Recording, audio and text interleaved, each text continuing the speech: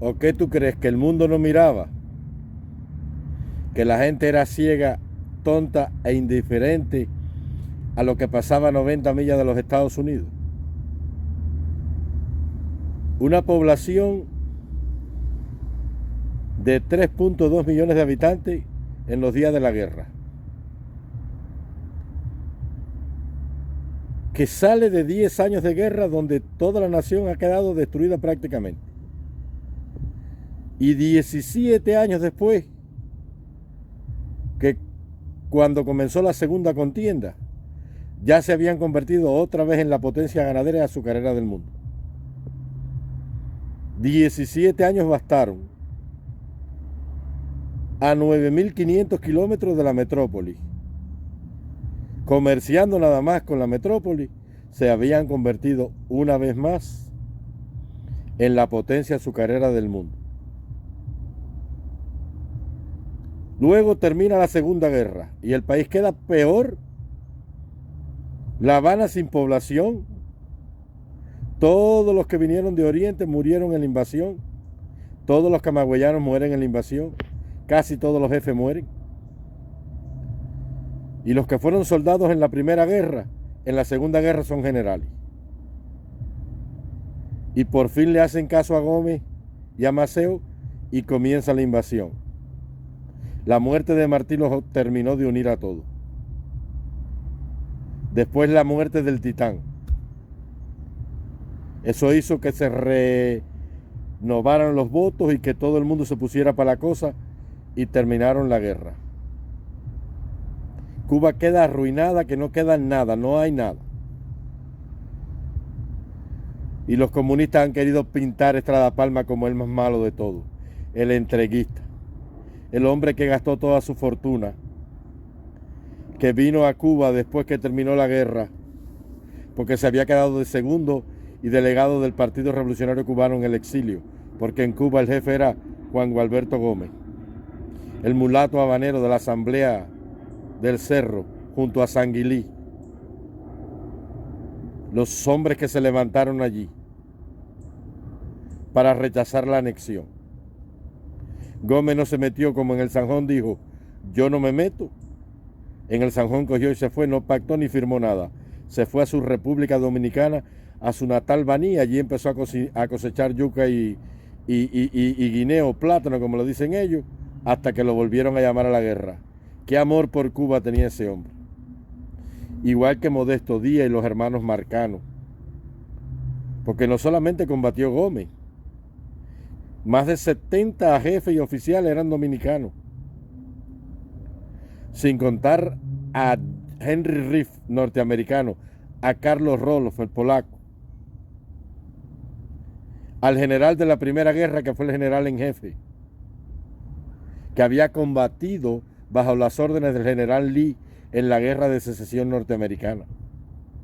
El hombre que detuvo junto a Donato Mármol la creciente de Balmaceda en los valles del Cauto cuando venía el sanguinario conde de Balmaceda, y por eso tuvieron que quemar Bayamo, Contramaestre, Baires, Iguaní, todos los pueblos que se quemaron, incluyendo Yara, Manzanillo, Barranca, Veguita, todos esos pueblos por ahí para abajo, hasta el Caney en Santiago de Cuba. Y el mundo estaba viendo. El mundo estaba viendo lo que habían hecho, y luego termina la Primera Guerra. Y luego termina la Segunda Guerra. Y la República está arruinada. Y se pide un empréstito de 40 millones de dólares para empezar a pagarle a la soldadesca y a los oficiales. Y para echar a andar el gobierno. Y ahí empiezan las grandes pugnas entre José Miguel Gómez y Estrada Palma. Ahí es donde viene la fundación del Partido de los Independientes de Color, de los mambises que se veían y se sentían discriminados, cosa que no era verdad. La matanza en el Realengo 18 en Guantánamo, donde mató el hijo de Martí con las tropas que llevaba, más de 3.500 mulatos y negros. El triste papel que le tocó a José Francisco Martí Saya Bazán, porque era el jefe del ejército. la rebelión del general Quintín Bandera, que lo mataron en Bejucal a machetazo. Los mismos mambis, porque se levantó en armas contra el gobierno de Estrada Palma, porque era partidario de José Miguel Gómez. La llamada guerrita de agosto de 1906. Después viene el periodo de las vacas gordas con la Primera Guerra Mundial, y ya Cuba tiene 32 ingenios azucareros funcionando. Después viene Machado con su obra de urbanización, no solamente las obras públicas en La Habana, el Capitolio, la carretera central, sino que construyó casi todos los parques en los principales municipios del país. En aquella época eran 58 municipios.